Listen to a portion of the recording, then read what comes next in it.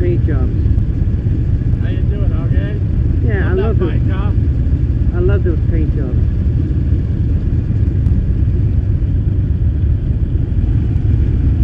Hey, they got one of these on the floor. You should ride in. Hey, I'm lucky I got this one from Nancy. I hope you're getting this, Nancy. Gotta pay the bills, Bob. I know.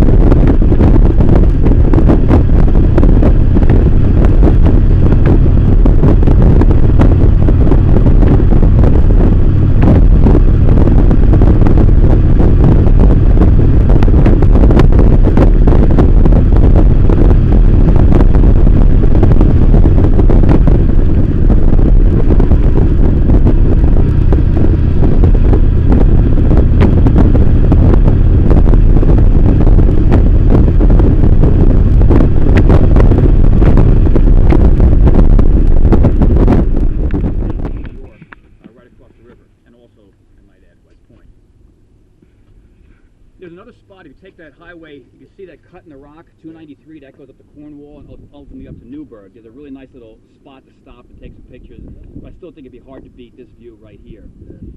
Down on your left is the track. There's also Eisenhower Hall, which is the largest indoor theater, not theater, what do we call it? It's not, we have music productions and so on. Like a playhouse, studio, yeah, it's like a theater. I guess like a theater, on the East Coast. I was actually scouted for track and ran the half mile here, I think, for like 3 practices, and realized with all the hazing and the engineering degrees and everything else, I didn't last. I ran orienteering instead. I don't know if anyone knows what that is. It's a sport where you have a compass and you run through the woods. Very big in Europe. You hit points out in the woods, so that's what I did for the track. Alrighty. We shall move this way. Where? Cuba. Cuba? And start at which war? No. Spanish American War. That's an English teacher for you, damn it. So I had a question if a certain weapon here was a mortar, and the answer was no. And I will explain the difference between a mortar and a gun. All right, mortars are high angle. Oh, sorry, go ahead. Where's the tree? We went past it. Oh, yeah. I pointed out. That one there? The one the Wait, dog you peed had on. it? Yeah. Right in front of the camera. The yellow one. The yellow one. So The yellow fruit. guns and cannons are low angle, high velocity. Mortars are low velocity, high angle. So they're designed to shoot over hills, over high objects. So right here, you have a cannon with a gun, high velocity. And then over here, you'll see, like for example, the mortar. So they're designed to shoot high angle. Over your shoulder. Now, it so turns out that when I graduated, I became an artilleryman. And the nickname for artillerymen are called redlegs. Does anybody know why artillerymen are called redlegs? Probably from the fire. Why was the original uniform for artillerymen red? No, because so many cannons exploded and so many soldiers were injured during this that they didn't want to see the red, much like they say the British redcoats. We designed the same thing for artillerymen, so we're called redlegs. And a lot of them did have that problem. Cannons would explode, but they weren't made as well as they are now. And one of the West Pointers designed, I got to look for one, his name was Parrott, designed the Parrott gun, oh, this one right here at the very end, where they put an extra band of metal around the breech to prevent explosions occurring, killing our own soldiers.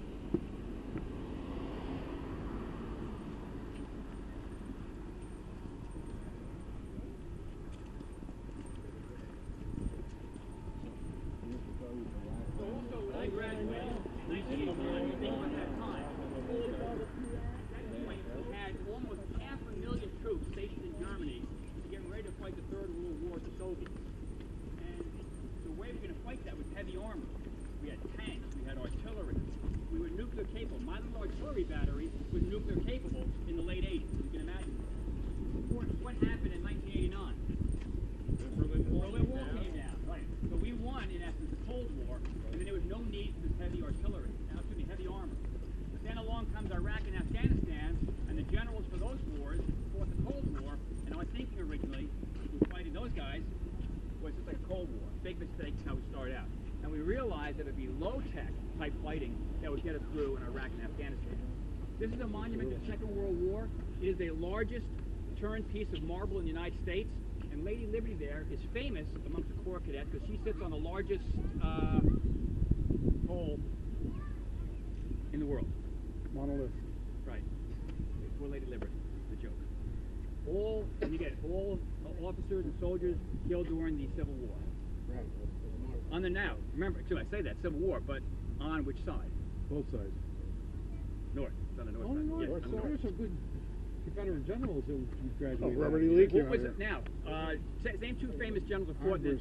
How about Lee and Grant? General Lee. Yeah. General Lee, who we all know who General Lee is and how famous the Confederate Army, was actually the post commander of Fort Hamilton in Brooklyn. No kidding. And they have the Lee House there. His house is still there that he was residing in.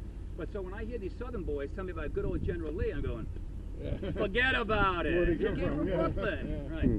So, but there is a trivia question.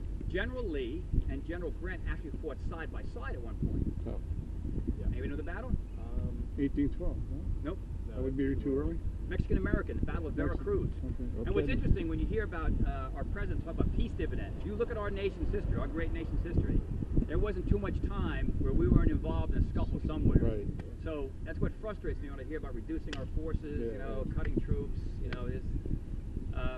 when I think about this prisoner of war came back, Mr. Bergdahl, Sergeant Bergdahl, he was a private when he left, he was promoted, in prison, and there was a comment of how happy he was to be back. Well, you should have thought about that, pal, before you left. Anybody in my books who doesn't like what we do here, or complains about this and that, feel free. Yep. We don't need you. This is a great nation. We have our warts and our bumps, but I've been to almost every armpit in this planet. I'm here to tell you, we should be very proud of what we have. Right. You been to Cleveland? Sorry? You what? You been to Cleveland? Oh, yeah. I was across the street here. Yeah.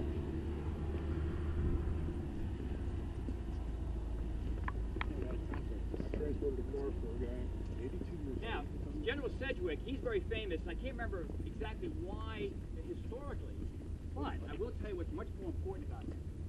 During finals here at West Point, which could be engineering degrees, I took courses like thermofluid dynamics, 3D calculus, all those really fun courses. If you were nervous about passing, you would come out here at midnight and spin General Sedgwick's spur. And that would bring you good luck the next day during testing. All right? Now, what? Go ahead.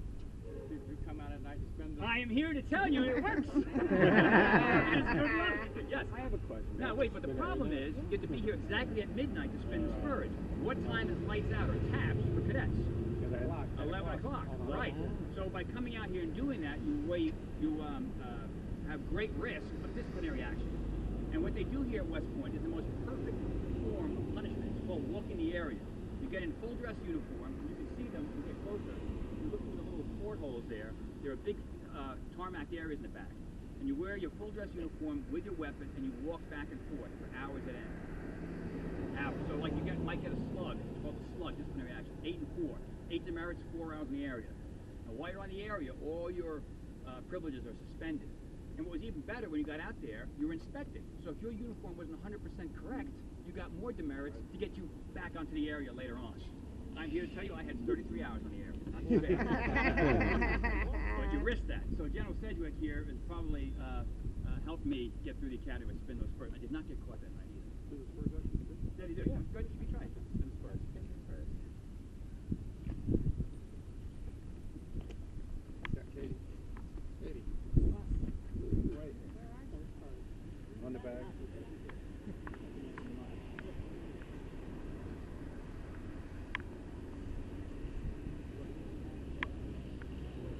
It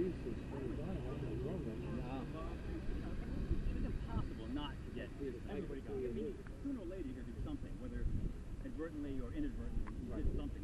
Your room wasn't 100% clean. Who knows? Your shoes got scuffed at the formation. Did anybody ever get through clean? I don't know. But I would find it hard to believe. But I can tell you, some guys who got in big trouble were literally walking hours, like 24 hours toward the end of West Point, trying to get them done before they graduated. Wow. Because they did something really stupid toward the end, a DUI or something ridiculous. In order to graduate, you got to walk off your hours. So they had the lights on. You see these guys all night long. 24 hours. Oh my goodness. Oh, that's crazy.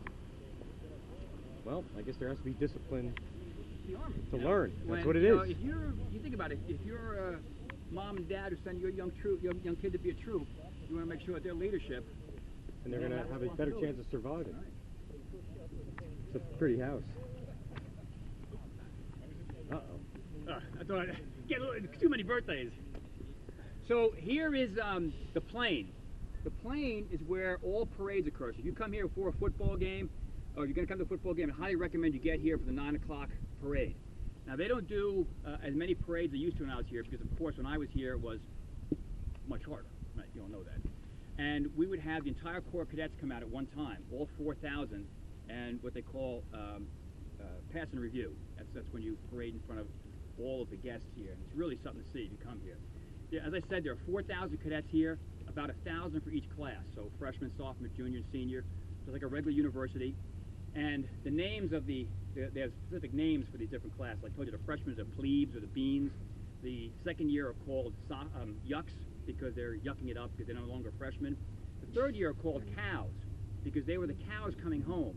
Once you complete your second year here at West Point, and if you come back, you step foot on post for your third year and decide you don't want to be in the Army, you will still get time as an enlisted soldier. So if you do 2 years and come back, you will do enlisted time. Therefore, cows coming home. And then the seniors are called first class cadets because they're about to become second lieutenants. So first class, second, third, fourth class, and so they're called firsties as well. When you graduate from the academy, you become a second lieutenant in the United States Army. There was a time where you could go join a different service. That's pretty much stopped.